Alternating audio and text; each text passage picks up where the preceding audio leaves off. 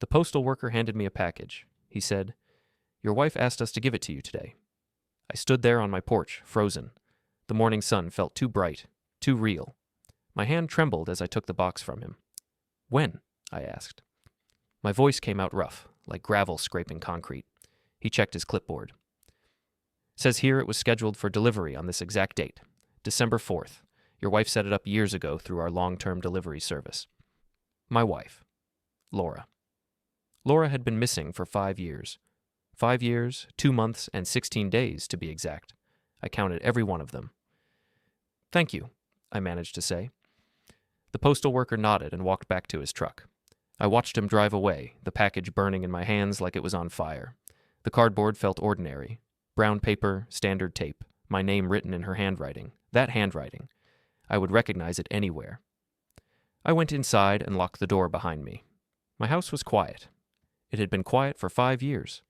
After Laura disappeared, the kids stopped visiting. My son David called once a month if I was lucky.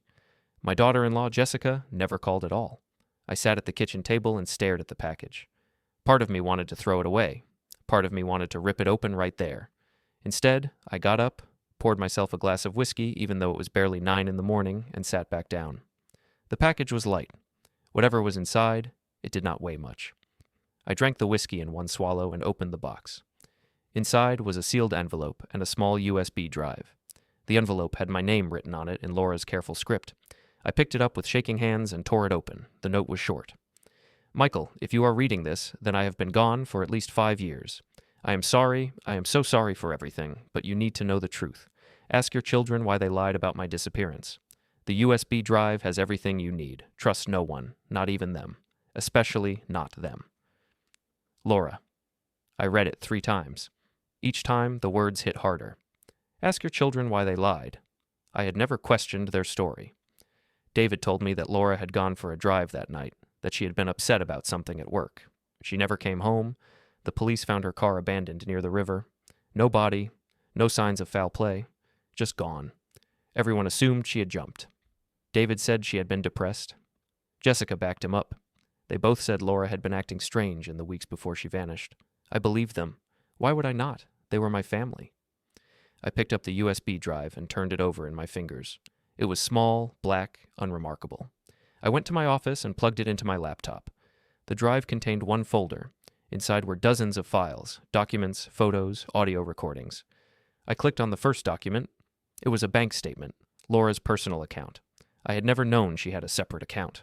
According to the statement, she had been depositing money into it for years. Small amounts at first, then larger ones.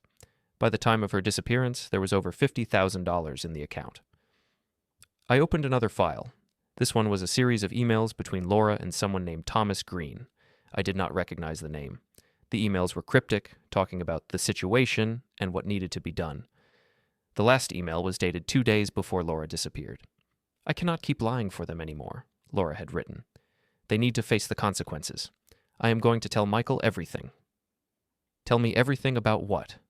I opened an audio file. Laura's voice filled the room, and I had to grip the edge of the desk to keep from falling over. "This is a record of what I have discovered," she said. Her voice was calm, measured, like she was reading a report.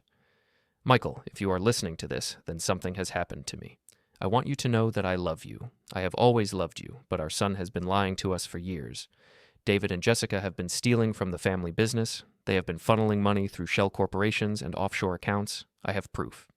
I confronted David about it 3 weeks ago. He denied everything. But I know the truth. I have hired a private investigator to help me gather evidence. His name is Thomas Green. If something happens to me, contact him. His number is in the files." The recording stopped. I sat there staring at the screen. My mind was blank. No thoughts, no feelings, just a vast emptiness where my understanding of reality used to be. David, my son, stealing from me? The family business was a chain of auto repair shops I had built from nothing, 3 locations across the state. I had worked 60-hour weeks for 30 years to make it successful. When I turned 50, I handed over the day-to-day operations to David. He was smart, ambitious, good with numbers. I trusted him completely. And he had been robbing me. I opened more files, bank records, invoices, contracts. All of it pointing to the same conclusion. David had been siphoning money from the business for at least 6 years, maybe longer. The amounts were staggering, hundreds of thousands of dollars. maybe millions. And Jessica had been helping him. I found photos, screenshots of text messages between David and Jessica, planning their next move, talking about how they needed to handle Laura if she did not keep quiet. The last text message was from David to Jessica, sent the day before Laura disappeared. She is going to ruin everything. We need to stop her. Whatever it takes. Whatever it takes. I closed the laptop and stood up. My legs felt weak, but I forced myself to move. I went to the bathroom and splashed cold water on my face. When I looked in the mirror, I did not recognize the man staring back at me. His face was pale, his eyes hollow. I went back to the kitchen and poured another whiskey. This time I did not drink it right away. I just held the glass and tried to think. Laura had found out what David was doing. She had confronted him, and then she disappeared. The police had called it a probable suicide. No evidence of foul play, just a woman who drove away one night and never came back. She was strong, stubborn, full of life. Even if she was upset, even if she was angry, she would not have jumped into a river and drowned herself. Someone had made her disappear, and I knew exactly who. I drank the whiskey and set the glass down hard on the counter. The sound echoed through the empty house. I picked up my phone and called David. He answered on the third ring. "Dad, is everything okay?" His voice was smooth, concerned, the voice of a loving son. "I need to see you," I said. "Sure. When?" "Now." There was a pause. "I am at work. Can it wait until tonight?" "No." Another pause. Longer this time. "Okay, I will be there in an hour." I hung up without saying goodbye. While I waited, I went through more of the files on the USB drive. I found records of shell companies set up in Delaware and the Cayman Islands. I found invoices for work that was never done, payments to vendors that did not exist. David had been clever. He had covered his tracks well, but Laura had been cleverer. She had found everything. I also found a video file. I almost did not open it. Part of me knew that whatever was on that video, I did not want to see it, but I opened it anyway. The video showed Laura sitting in her car. It was dark outside. The timestamp said it was recorded the night she disappeared. "Michael," she said, looking directly at the camera, "if you are watching this, then I did not make it. David threatened me today. He told me that if I went to the police, he would make sure I disappeared. He said no one would believe me, that he would paint me as crazy, unstable." She paused, wiping her eyes. I realized she was crying. "I am scared," she said, "but I cannot let him get away with this. I cannot let him keep stealing from you, from the employees, from everyone who trusts him. So I am going to the police tomorrow. I have copies of everything. Enough evidence to put him away for years. I just need to make it through tonight." The video ended. She did not make it through the night. I heard a car pull into the driveway. I closed the laptop and went to the front door. Through the window, I saw David getting out of his expensive sedan. He was wearing a suit that probably cost more than most people made in a month. His hair was perfect, his smile confident. He looked like a success, like someone who had made something of himself. He looked like a liar. I opened the door before he could knock. "Hey, Dad," he said, still smiling. "What's going on? You sounded stressed on the phone." I stepped aside to let him in. He walked past me into the living room and sat down on the couch like he owned the place. "So?" he said. "What is this about?" I sat down across from him. For a long moment, I just looked at him, trying to see past the smile, past the expensive suit, to the person underneath. "I got a package today," I said. His smile did not waver. "Yeah? What kind of package?" "From your mother." The smile froze, just for a second. Then it was back, but different now. Forced. "What are you talking about?" he said. "Mom has been gone for 5 years." "I know. She arranged for the package to be delivered today, 5 years after she disappeared." David leaned back and crossed his arms. "That does not make any sense." "It does when you read what she left me." His jaw tightened. "What did she leave you?" "The truth." We stared at each other. The silence stretched out between us like a chasm. Finally, David uncrossed his arms and leaned forward. "Dad, I do not know what you think you found, but—" "She knew," I said, cutting him off. "She knew you were stealing from the business. She had proof, and she was going to the police." David's face went blank. Not angry, not defensive, just blank. Like a mask had dropped away and there was nothing underneath. "That is insane," he said quietly. "Mom was sick. She was depressed. She was not thinking clearly." "She was thinking very clearly. She hired a private investigator. She gathered evidence. Bank records, invoices, emails, everything." "There is no evidence because I did not do anything wrong." "Then explain the shell companies. Explain the offshore accounts. David stood up. I do not have to explain anything to you. You do not know what you are talking about. Sit down. No, I am leaving. Sit down, David. He looked at me, and for the first time I saw something real in his eyes. Anger. Cold, hard anger. What are you going to do, Dad? Call the police? They will laugh at you. Everyone knows Mom was unstable. No one is going to believe she was murdered. I did not say she was murdered, David froze. I said she disappeared, I continued. I said she was going to the police. I never said anything about murder. He recovered quickly. You implied it. Did I? David grabbed his car keys from his pocket. I am done with this conversation. If you want to accuse me of something, get a lawyer and do it properly. Until then, leave me alone. He walked to the door. I did not try to stop him. As he opened it, I said, Where is she, David? He stopped but did not turn around. I do not know what you are talking about. Where is your mother? You sound very sure of that. David turned and looked at me. His face was calm again, but his eyes were ice. Because I am. And if I were you, I would be careful about digging into the past. You might not like what you find. He left. I sat there for a long time after he was gone, listening to the silence. Then I picked up my phone and called the number Laura had left for Thomas Green. He answered on the second ring. Green Investigations. My name is Michael Porter. My wife, Laura Porter, hired you 5 years ago. There was a pause. I remember, Laura. I am sorry for your loss. Another pause, longer this time. Mr. Porter, maybe we should meet in person. Are you free tomorrow? I am free now. Give me your address. I will be there in 2 hours. I gave him the address and hung up. Then I went back to my office and started copying all the files from Laura's USB drive onto my computer. I did not trust that the drive would not disappear. I did not trust anything anymore. While the files copied, I opened the last document on the drive. It was a letter written by Laura and dated the day before she vanished. Michael, if you are reading this, then I failed. I tried to protect you, to protect our family, but I was not strong enough. David is dangerous, more dangerous than I ever imagined. He is not the boy we raised. Something changed in him years ago, and I do not know how to fix it.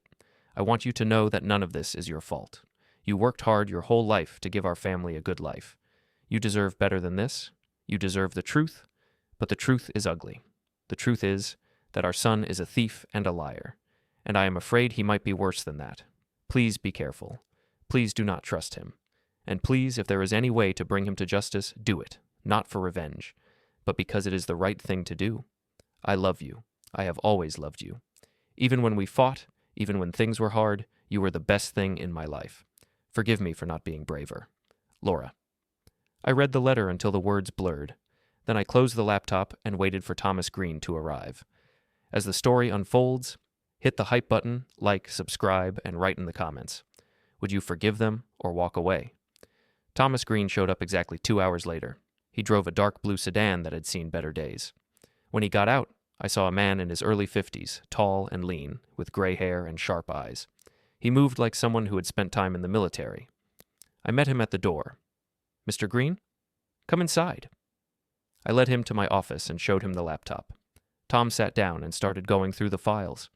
He did not say anything for a long time, just clicked through documents, read emails, listened to the audio recordings. His face gave nothing away. Finally, he leaned back in the chair and looked at me. Where did you get this? Laura sent it to me, set up a delayed delivery through the post office. It arrived this morning. Tom nodded slowly, like that made perfect sense. She told me she was going to do something like this. I tried to talk her out of it. Why?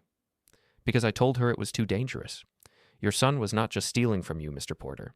He was working with some very unpleasant people, laundering money for them through your business. Laura found out about it by accident when she was going through the books. My stomach dropped. What kind of people? The kind you do not cross. The kind who make problems disappear? I am saying Laura disappeared the night before she was supposed to meet with the FBI. She had agreed to cooperate with them in exchange for immunity. The FBI had been investigating a money laundering operation for 2 years. Your business was part of it. Laura's evidence was going to blow the whole thing wide open. Why did the police rule it a suicide? Tom gave me a look that said I should already know the answer. Because someone made sure they did. Your son has friends in useful places. The investigation was shut down before it really started. No body, no evidence of foul play, no reason to look deeper, Just another sad story about a depressed woman who could not handle life anymore. I do not know. I spent a year trying to find her after she disappeared. I found nothing. No body, no witnesses, no trace. Why would she hide? To stay alive. She could start over somewhere new, under a different name. Stay safe. But she sent me this package. She wanted me to know the truth. I stood up and walked to the window. Outside, the street was quiet. Normal. People living their normal lives. Unaware that mine had just shattered into 1,000 pieces. What am I supposed to do? I asked. That depends. Do you want justice? Or revenge? I turned to look at him. What is the difference? Justice means going to the police, the FBI, whoever will listen. You give them the evidence, let them handle it. It might take years. Your son might go to prison, or he might not. The people he is working with might walk away clean, but you will have done the right thing. And revenge? Tom stood up and walked over to me. Revenge means you handle it yourself. You use what Laura found to destroy your son's life. Take everything from him. His money, his reputation, his freedom. Make him suffer the way he made you suffer. That is illegal. So is what he did to your wife. We looked at each other. I saw no judgment in his eyes. Just a cold, professional assessment of the situation. I need time to think, I said. Take all the time you need, but be careful. If your son figures out what you know, he will come after you. These people do not leave loose ends. Tom handed me a business card. Call me when you decide. I will help you either way. I owed Laura that much. I failed to protect her. I would like a chance to make that right. After he left, I sat in the dark office for hours. I kept thinking about Laura's letter, about her saying David was dangerous, about her being afraid, my son, the boy I had raised, the one I taught to ride a bike, to throw a football, to change a tire. That boy had grown into a man who could threaten his own mother, who could make her disappear. I wanted to believe it was not true. I wanted to believe there was some explanation, some misunderstanding. But the evidence was right there on the screen. Thousands of files, all pointing to the same conclusion. David had betrayed me, and he had gotten away with it. Around midnight, I made my decision. I called Tom. He answered immediately, like he had been waiting. I want revenge, I said. There was no hesitation in his voice. Then let us get started. The next morning, I went to the bank where Laura had kept her secret account. The account was still open. According to the files, she had never closed it. The $50,000 was still there. I brought all of Laura's documents with me. David had pushed for that certificate. He said it was necessary for estate purposes, but the bank account was set up with a contingency. If Laura did not access it for 5 years, full control would transfer to me. Today was exactly 5 years since her disappearance. The bank manager was a middle-aged woman named Patricia. She looked over the documents carefully. This is highly unusual, she said. My wife was a careful woman. Patricia typed something into her computer. The account is showing a transfer of authority effective today. You now have full access to the funds. I would like to withdraw everything. Cashier's check. She raised an eyebrow but did not argue. 20 minutes later, I walked out with a check for $50,000. Tom met me at a coffee shop downtown. He had a folder with him. What is that? I asked. Everything I could find on your son's current operations. He is still laundering money, still stealing from your business. He has gotten bolder since Laura died. He thinks he is untouchable. I opened the folder. Inside were surveillance photos, financial records, even transcripts of phone conversations. Tom had been busy. How did you get this? I never stopped investigating. After Laura disappeared, I kept digging. I wanted to know what happened to her. The more I found, the worse it got. He tapped the folder. Your son is in deep with some very bad people, Russian mob mostly. They use his businesses to clean their money. In return, they protect him. Protect him from what? From people like you, people who might ask questions. How do we take him down? I asked. Tom smiled. It was not a nice smile. We hit him where it hurts. His money, his reputation, his freedom. We make him lose everything. But we have to be smart about it. If we go after him directly, his friends will come after us. So what do? We make it look like he is stealing from them. I stared at Tom. What? Your son's business partners are very particular about loyalty. If they think he is skimming from them, they will handle him for us. All we have to do is plant the right evidence. Yes. I thought about that. Thought about David's face when he left yesterday. The coldness in his eyes, the threat in his voice. Do it, I said. Tom opened his laptop and showed me his plan. It was complex, involving fake transactions and forged documents. We would make it look like David had been stealing from his partners for months. Small amounts at first, then larger ones, enough to make them suspicious. "How long will this take?" I asked. 2 weeks, maybe 3. We need to be careful. If we rush it, they will see through it. And then what? Then we sit back and watch. I nodded. What do you need from me?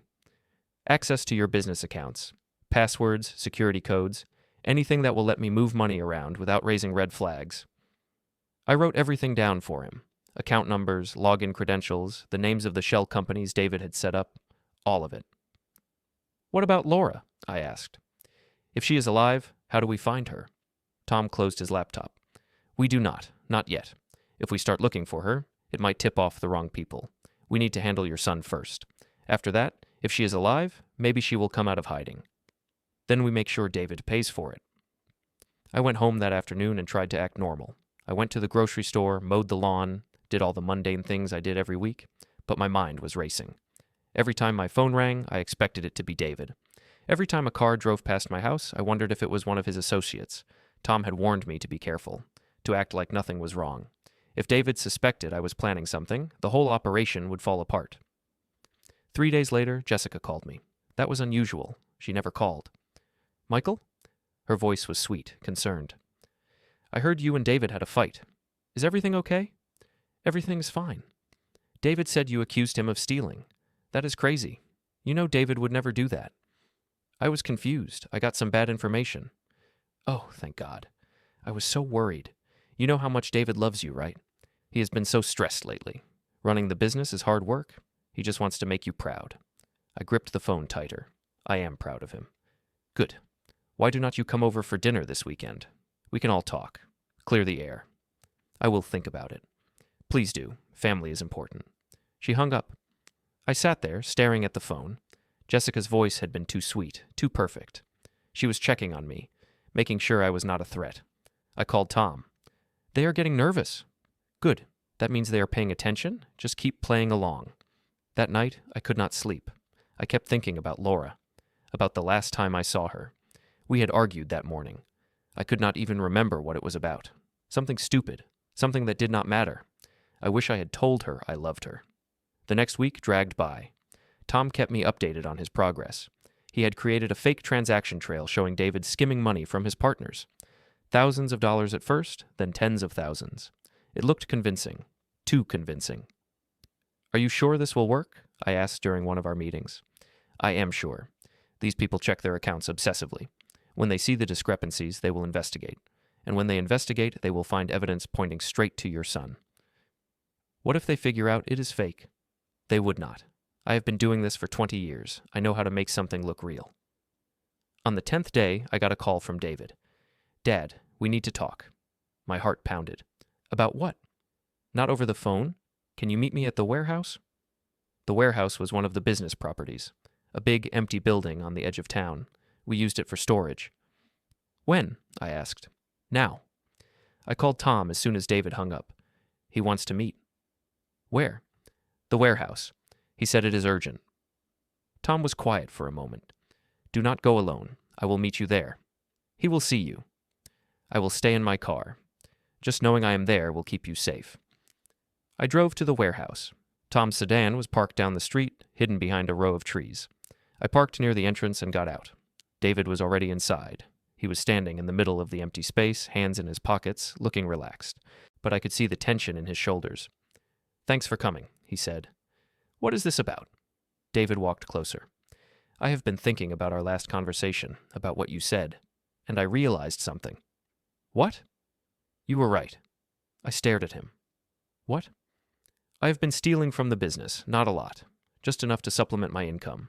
You were not paying me enough for the work I was doing, so I took what I deserved. I did not know what to say. This was not the response I expected. Why are you telling me this? I asked. David smiled.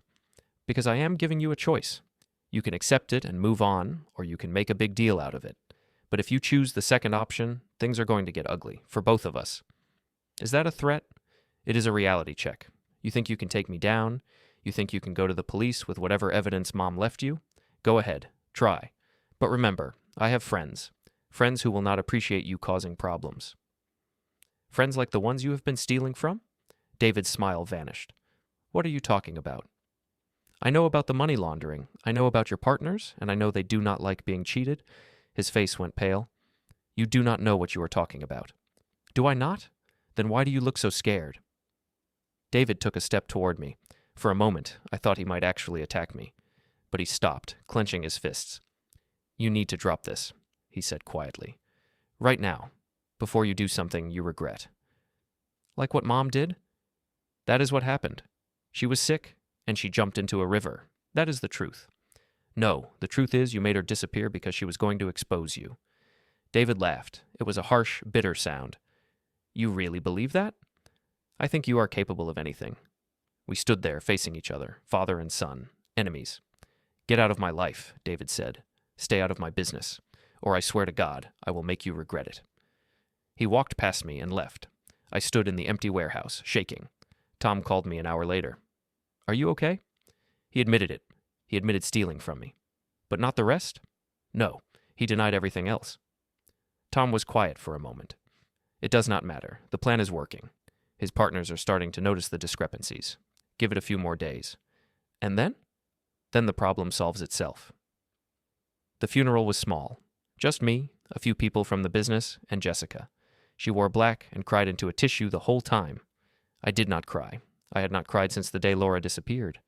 After the service, Jessica came up to me. Her eyes were red, her makeup smeared. This is your fault, she said quietly. Excuse me? He was trying to provide for us, for his family, and you destroyed him.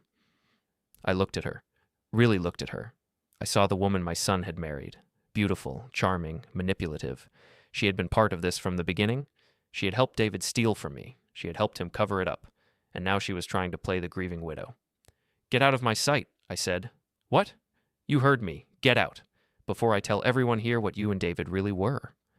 Jessica's face hardened. You do not want to threaten me? That was not a threat. That was a promise. She stared at me for a moment, then turned and walked away. I watched her get into her car and drive off. Good riddance. After the funeral, I went back to the business. My business. I walked through the offices, the repair bays, the parts department. Everything looked the same as it had 5 years ago, but it felt different, emptier. The employees looked at me with a mixture of pity and suspicion. Some of them probably knew why. I called a meeting in the main office. About 20 people showed up.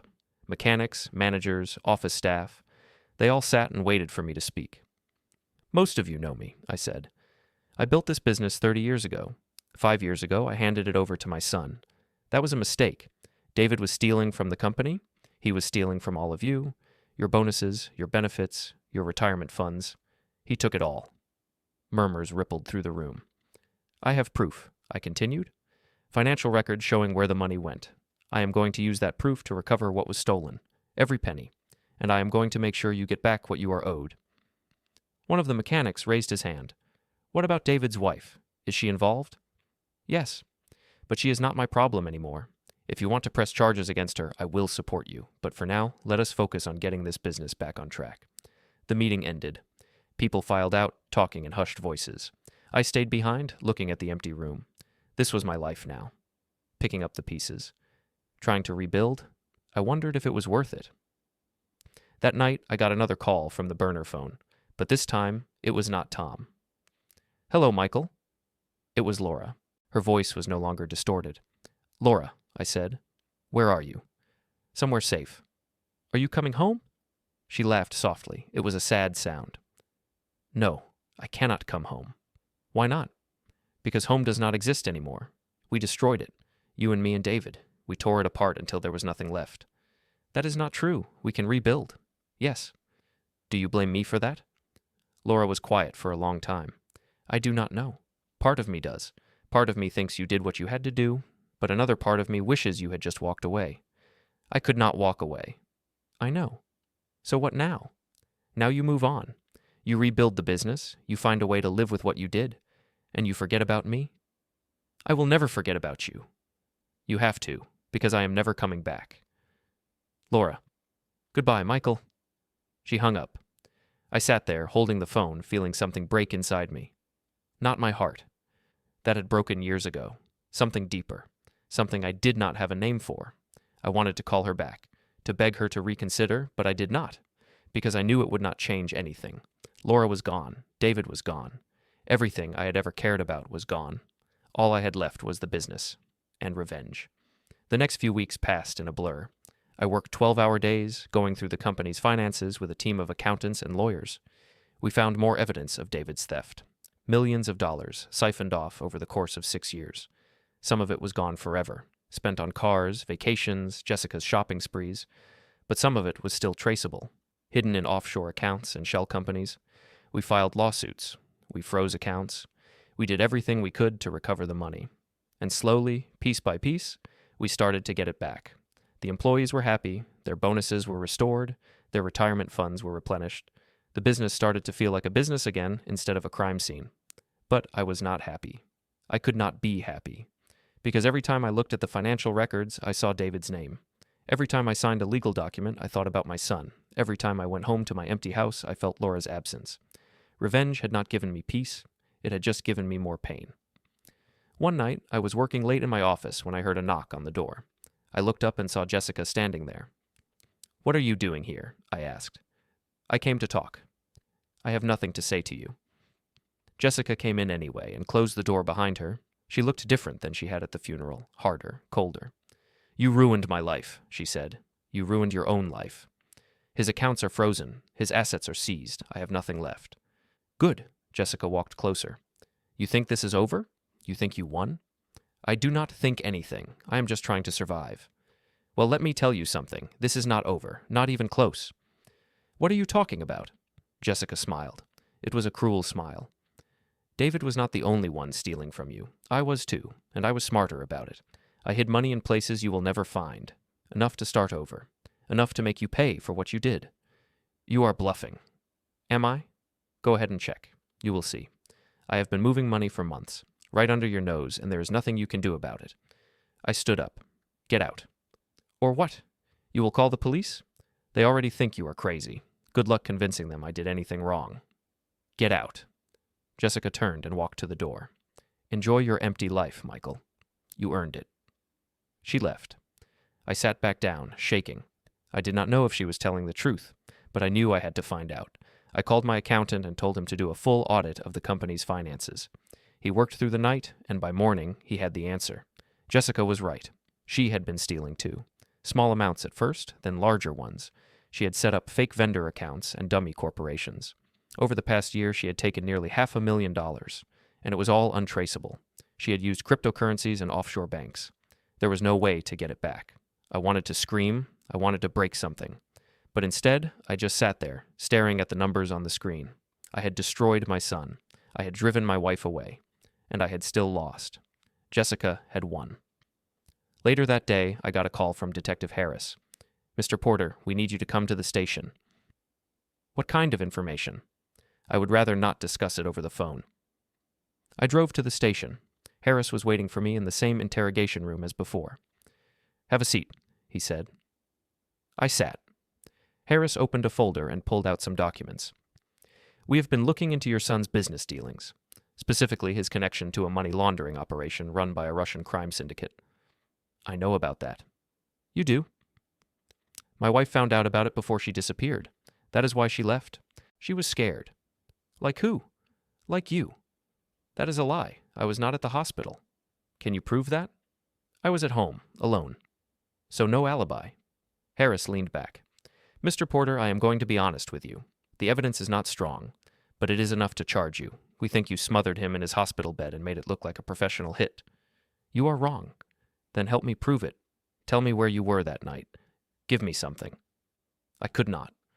Because if I told him I was with Tom, it would open up a whole new investigation.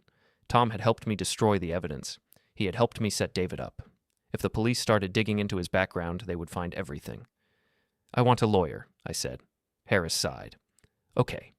You are under arrest for the murder of David Porter. You have the right to remain silent." I stopped listening. All I could think about was how wrong this was. His partners had. But I could not prove it. I could not prove anything.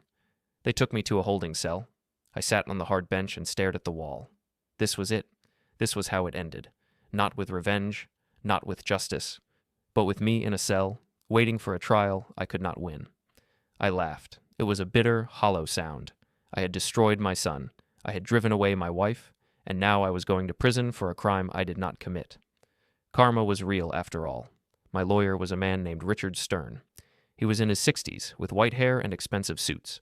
He came to see me in the holding cell the next day. "Mr. Porter," he said, shaking my hand, "I have reviewed your case. The evidence against you is weak, circumstantial at best, but the prosecution is going to push hard. They think you are a grieving father who snapped. I believe you, but believing you and proving it are two different things. We need to establish an alibi for the night of the murder. Do you have anyone who can vouch for your whereabouts?" I thought about Tom, but I could not bring him into this. "No," I said. Richard frowned. "That is going to make things difficult. Without an alibi, the prosecution will argue that you had motive, means, and opportunity. They will paint you as a man consumed by revenge."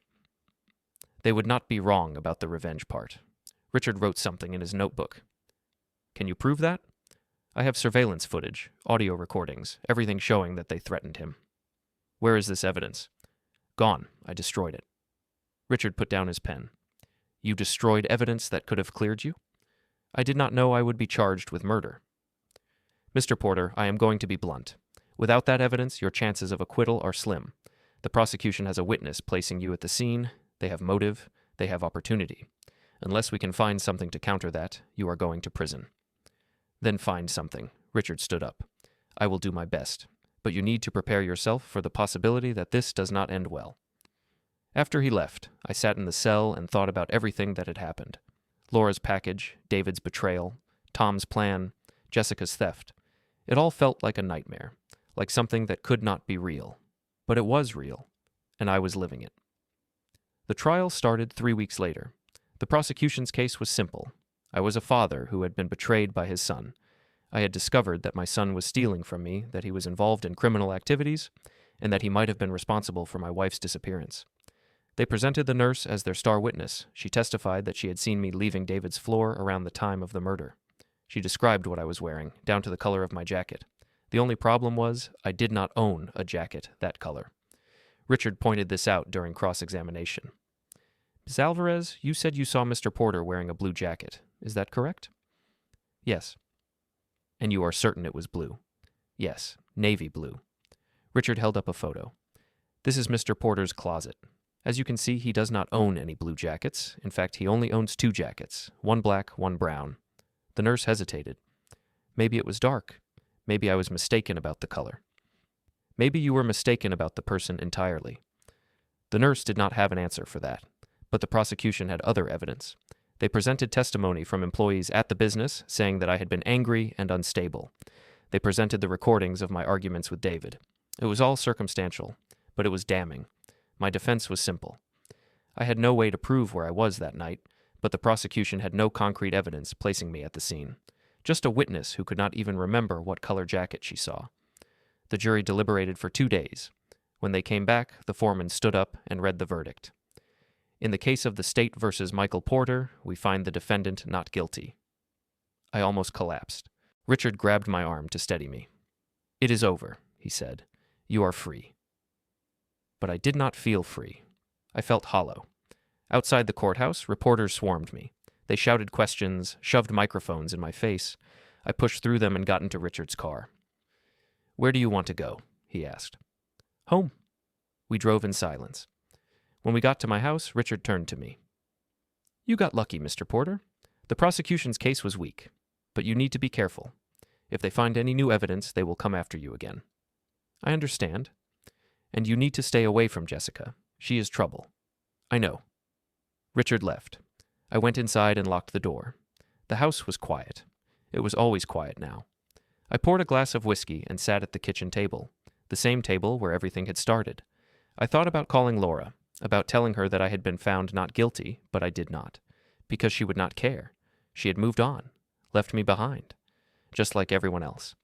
The next few months passed slowly. I went back to work, trying to rebuild the business, but my heart was not in it. Every day felt like going through the motions. The employees looked at me differently now, some with pity, some with suspicion. They all knew I had been on trial for murder. They all knew the truth about David. Jessica had disappeared. No one knew where she went. The police had tried to find her, to question her about the money she stole, but she was gone, probably living on some tropical island with David's money. I did not care. I was too tired to care.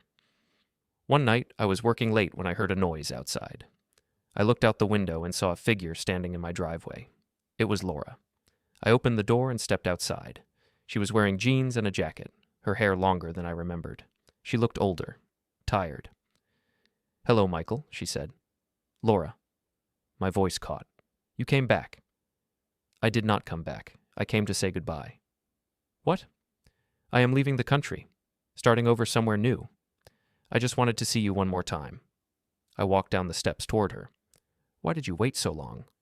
"I know. I watched it happen. I wanted to stop it, but I could not. If I had revealed myself, it would have made things worse." "Worse than what? I was on trial for his murder. My life is destroyed." "I am sorry. I never wanted this." "Then why did you send me that package? Why tell me the truth?" Laura looked down. "Because I was angry. Because I wanted you to know what kind of man our son had become, but I never thought you would go this far. I never thought you would destroy him." "He destroyed himself." "Maybe, but you helped." I did not argue. She was right. "What are you going to do now?" I asked. "Disappear. For good this time. No more watching, no more checking in, just gone." "And me?" "You move on. You rebuild. You find a way to live with what you did. I do not know if I can." Laura reached out and touched my face. It was the first time she had touched me in 5 years. "You can. You are stronger than you think." "I do not feel strong." "You will. Someday." She pulled her hand away and walked toward a car parked down the street. I watched her go, feeling something inside me break all over again. "Not Laura," I called out. She stopped and turned. "Did you ever love me? After everything?" She smiled. It was a sad, broken smile. "I never stopped loving you. That was the problem." She got in the car and drove away. I stood in the driveway until the taillights disappeared. Then I went inside and closed the door. I poured another glass of whiskey and sat in the dark. Laura was gone. David was gone. My life was a ruin. But I was still here, still breathing, still fighting, and that had to be enough. The weeks after Laura left felt endless.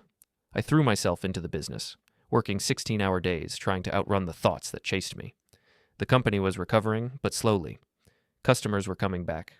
Employees were staying. But there was a stain on everything now, a shadow that would not lift. I hired a new accountant to replace the one who had been helping David cover his tracks. Her name was Monica, and she was thorough. Too thorough. Within a month, she found more discrepancies. More theft. Smaller amounts than what David had taken, but still significant. "Someone has been skimming again," she said, showing me the reports. I looked at the numbers. "Who?" "I do not know yet, but the pattern suggests it started about 2 months ago, right after David died." Jessica. It had to be Jessica. She had not disappeared after all. She was still stealing from me. "Can you trace it?" I asked. "I am trying, but whoever is doing it knows what they are doing. They are using the same methods David used. Shell companies, fake invoices, offshore transfers. Keep looking." Monica nodded and left. I sat at my desk, staring at the wall. How long was this going to go on? How many more betrayals would I have to endure? That night, Tom called me. I had not heard from him in months. "Michael," he said, "we need to talk." "About what?" "Jessica." "What about her?" "She is back in town. I saw her yesterday at a coffee shop downtown." "Are you sure?" "Positive. She was with someone, a man I did not recognize. They were talking about the business, about you." "What were they saying?" I could not hear everything, but it sounded like they were planning something big. I stood up and started pacing. "Can you find out more?" "I can try, but it will take time. And money." "I will pay whatever it takes." "Okay. I will call you when I have something." He hung up. I spent the rest of the night trying to figure out what Jessica was planning.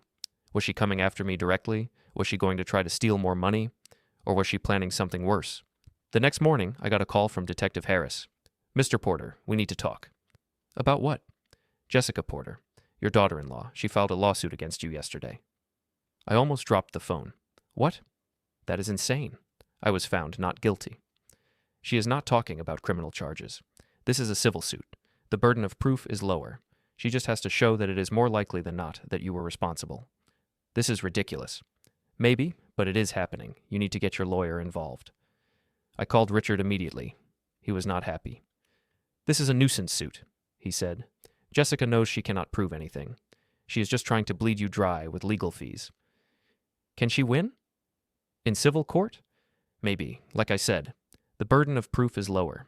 If she can convince a jury that you were more likely than not responsible, she will win, and then she can claim David's estate, including any assets he had hidden.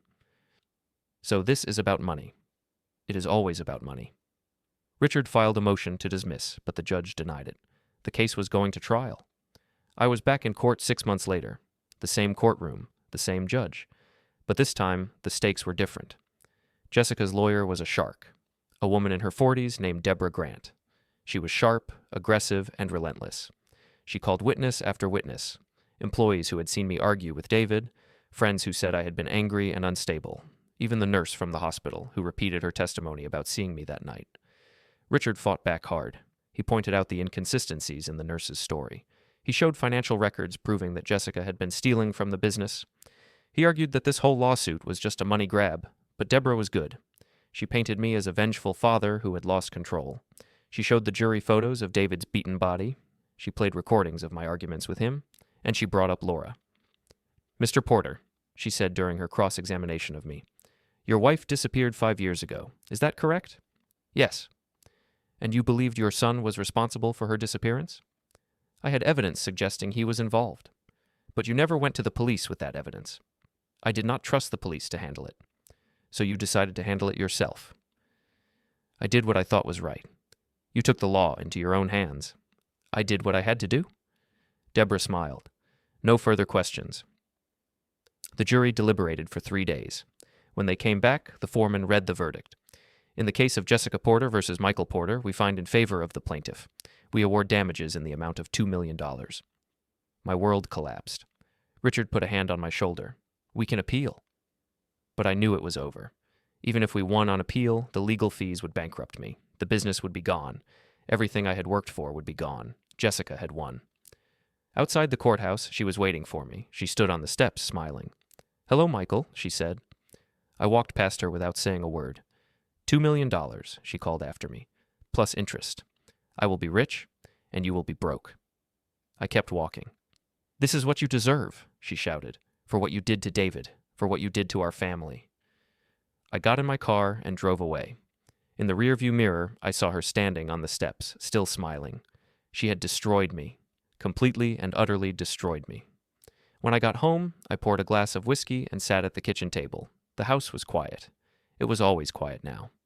I thought about giving up, about walking away from everything, selling the business, paying Jessica her money, and disappearing. But I could not do it, because if I gave up now, she would have won, and I could not let that happen. I called Tom. I need your help, I said. What kind of help? The kind that is going to end this once and for all. There was a pause. Are you sure? Yes. Okay, I will be there in an hour. Tom showed up exactly 1 hour later. We sat in my living room, and I told him everything. The lawsuit, the verdict, Jessica's victory. She is going to take everything, I said, unless we stop her. How do you want to stop her? I want to destroy her, the same way I destroyed David. I want to take everything she has and leave her with nothing. Tom nodded. That can be arranged, but it will not be easy. Jessica is smart. She has learned from David's mistakes. She has hidden her money well. Can you find it? I can try, but it will take time. How much time? A few months, maybe longer. I did not have a few months. Jessica's lawyers were already moving to seize my assets. If I did not act fast, I would lose everything. Do whatever you have to do, I said. Just find her money. Tom spent the next 2 months digging into Jessica's finances. He hacked into her bank accounts, traced her transactions, followed the money trail, and slowly he started to uncover the truth. Jessica had not just stolen from me. She had stolen from David too.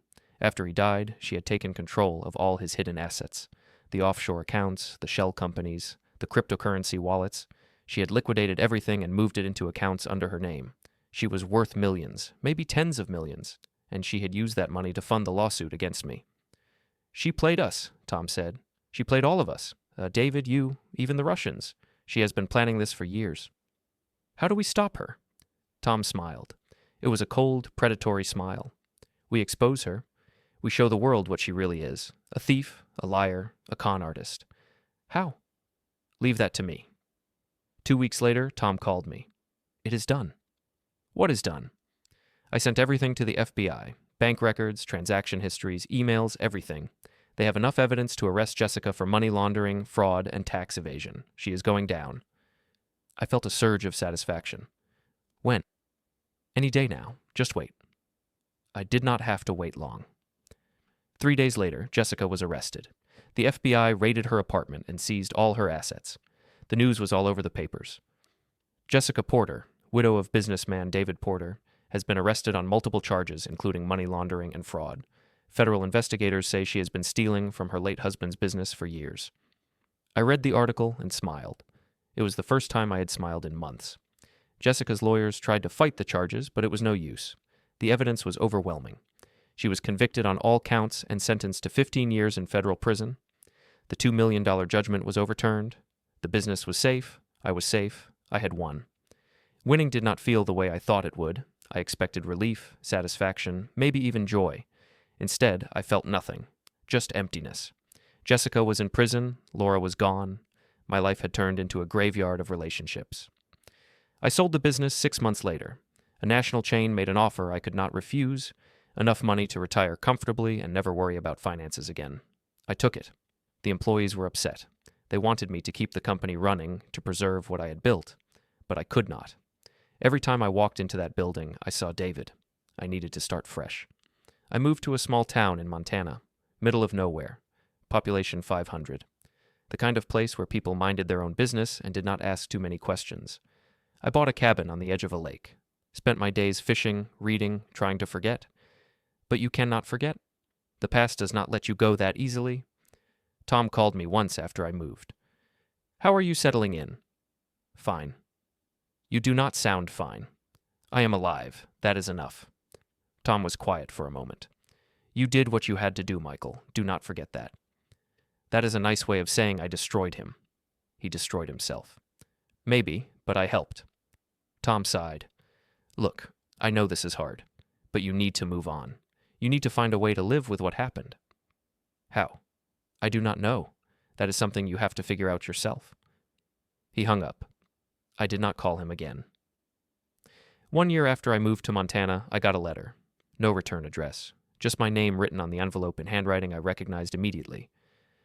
Laura. I opened it with shaking hands. Michael, I heard about Jessica. I heard about the trial. I heard that you won. I want you to know that I am proud of you. Not for what you did to David, but for surviving. For not giving up, even when everything fell apart. I am sorry I left. I am sorry I did not come back. But I had to protect myself. I had to protect you. I hope you can forgive me someday. I hope you can find peace. I am living in Portugal now, a small village on the coast. It is beautiful here, quiet, the kind of place where you can forget the past. I think about you every day. I wonder if you think about me. If you ever want to find me, I will be here. But I understand if you do not. I understand if you need to move on. Take care of yourself. Laura. I read the letter 3 times. Then I folded it carefully and put it in my desk drawer. I did not write back. 6 months later, I was at the local bar when a woman sat down next to me. She was in her 40s, blonde, wearing jeans and a flannel shirt. She ordered a beer and looked at me. You are not from around here? She said. No. What brings you to Montana? Needed a fresh start. She nodded. I get that. This is a good place for fresh starts. We talked for an hour. Her name was Rachel. She ran a small bookstore in town. She had moved here 5 years ago after a bad divorce. Best decision I ever made, she said, getting away from all the chaos, finding somewhere quiet. Does it work? I asked. The quiet. Does it help? Rachel smiled. Sometimes, but you cannot run from your past forever. Eventually, you have to face it. What if you do not want to face it? Then you carry it with you, and it gets heavier every day. We exchanged numbers. Over the next few months, we started spending more time together. She showed me around town, introduced me to people. We went hiking, had dinner, watched movies. It was not love, not even close. But it was something, a connection, a reason to get out of bed in the morning. One night, after we had been seeing each other for about 3 months, Rachel asked me about my past. You never talk about your family, she said. There is not much to talk about. Everyone has family. Mine is complicated. Complicated how? I looked at her.